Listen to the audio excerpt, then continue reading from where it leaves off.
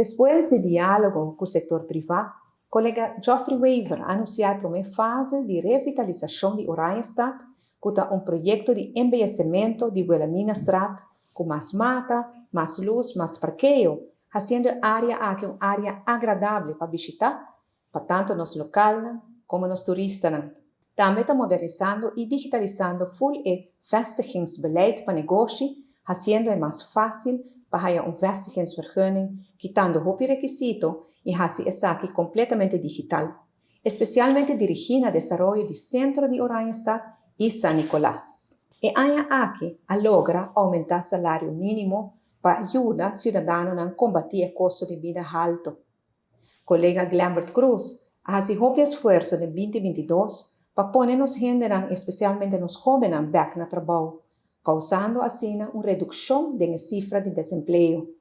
1.500 mamas e tatas de família que não estavam tendo trabalho ano passado, agora têm trabalho. Está implementando também uma política de integração humana de trato e serviço. Riba terreno de energia está continuando com esforço para nos depender menos de crudo. Expansão do projeto de molina de viento na Rincón está nos prioridade. Den a transição energética, que também está para cuidar do meio ambiente para a futura geração. Introduzindo mais energia renovável, nos visão queda energia pagável e limpa para os pueblos.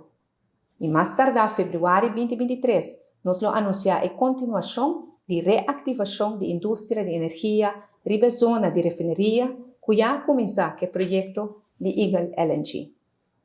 Tudo isso aqui não estava fácil, mas nos alora manga e luta para surpassar cada reto, e com determinação, coragem, sacrifício, transparência e cargando responsabilidade, o reto de 2022 aguardo estabilizar.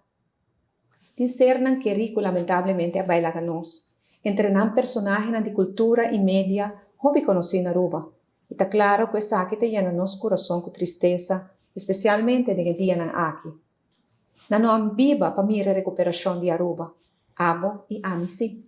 E pensei nos me ser agradecido e aproveitar cada dia maneira de último. Ojalá que bonita recuerdo de você querer por dar abo e boa família força da temporada aqui. E como por goza de união de esna que tem ainda de movida.